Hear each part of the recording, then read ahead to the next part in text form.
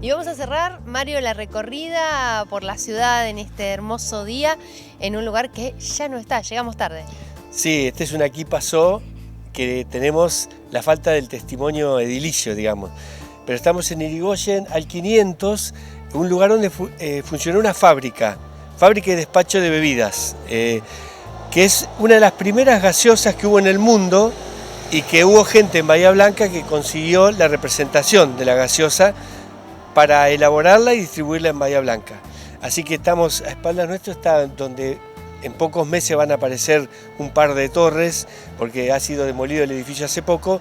Esta historia de uno de los productos que fue marcando una nueva época, porque ya había jugos, si se quiere, había soda, había agua, pero las gaseosas se fue ganando el lugar de a poco, ¿no?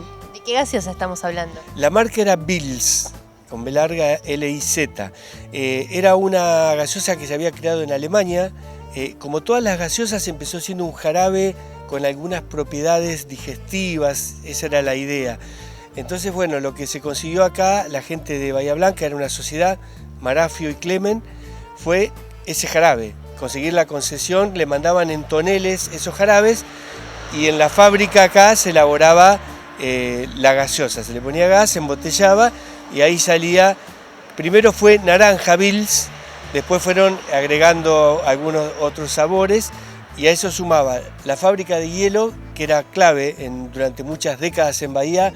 Las barras de hielo eran clave, no había heladera eléctrica, así que se usaba muchísimo, y soda. Pero bueno, la Bilz se ganó un lugar y acá se elaboraba y de acá se repartía, tenían 4 o 5 carros tirados a caballo, jardineras, y salían los repartos para toda la ciudad. ¿Cuándo se instaló y cuánto tiempo vivió en este lugar?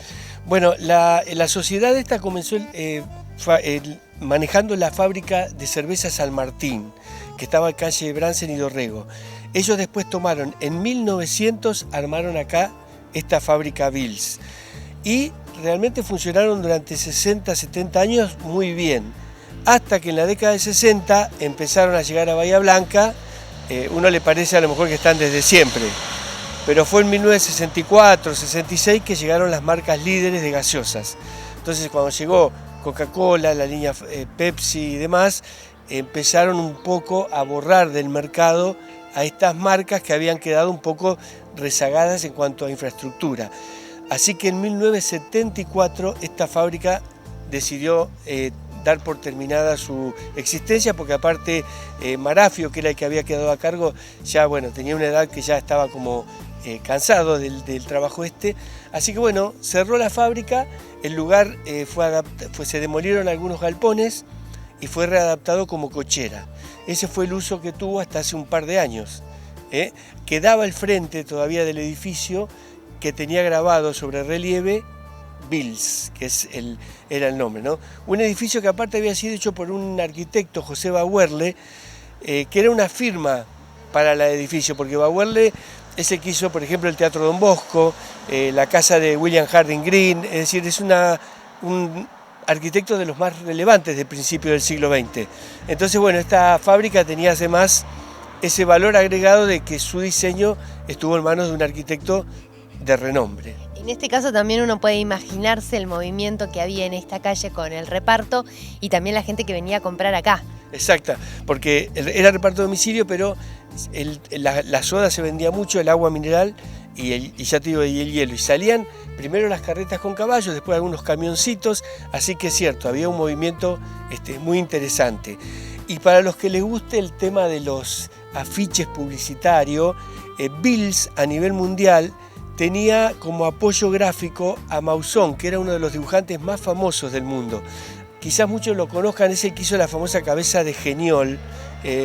Era un dibujo muy especial. Bueno, Mausson se dedicó muchos años a hacer afiches para la Bilz, que hoy son elementos de colección. Y bueno, para quienes les gustan pueden ver la cantidad de variantes que se encontraron para promocionar, sobre todo la naranja Bilz, la gaseosa. Así que bueno, después hubo otras gaseosas que son recordadas, a veces Canada Dry, Tab y demás, Pero bueno, ya te digo, la llegada de las marcas fuertes internacionales terminaron por adueñarse de ese mercado, ¿no? Y algunas anécdotas de gente que participaba de distintos festejos durante la década del 40, del 50, y en la que estaba presente esta gaseosa, y como un elemento de distinción de que había esa gaseosa. Sí, yo quizás la puedas contar mejor vos esa anécdota. Había como una frase cuando en una reunión había habido suficiente comida o bebida, ¿no? Sí, en mi familia se decía que un casamiento había sido bueno porque había Bills y maní a discreción, así se lo mencionaba. Así que bueno, tenemos aquí una nueva historia, una fábrica, un lugar que ya no está, pero del que quedan muchos recuerdos.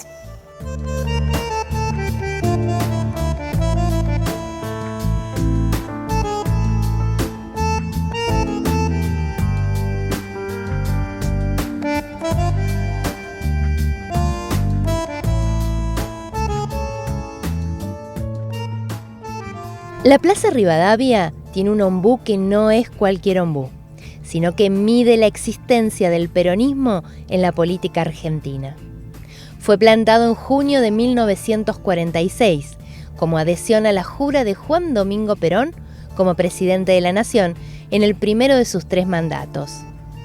El brazo militar y el brazo civil hermanados han sostenido el honor de la nación, decía Perón. El proceso revolucionario desde 1943 se cierra y nuestro ejército vuelve a los cuarteles con la gloria de haber contribuido a implantar la justicia social. Con estas palabras, Perón abrió su discurso ante la Asamblea Legislativa, después de que Delmiro Farrell le entregara el mando presidencial. Ese día se plantó un ombú en la plaza central de Bahía Blanca, a pocos metros del monumento a Rivadavia. Se había anunciado que sería un ceibo, pero finalmente se optó por el ombú. Ubicado frente a la excavación, Roberto Isnardi habló en representación del comisionado municipal Julio César Avanza. Significamos nuestra satisfacción por el advenimiento del primer mandatario, que hará de esta tierra de promisión y esperanza un motivo de felicidad para los nativos.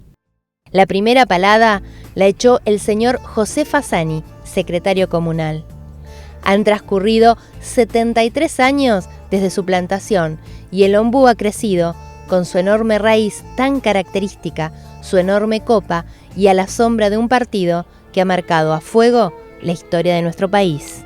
Recuerden que si les interesa conocer la historia de algún lugar en particular, de un barrio o el porqué del nombre de una calle, nos puede escribir a aquipasotv@gmail.com o contactarse a través de redes sociales.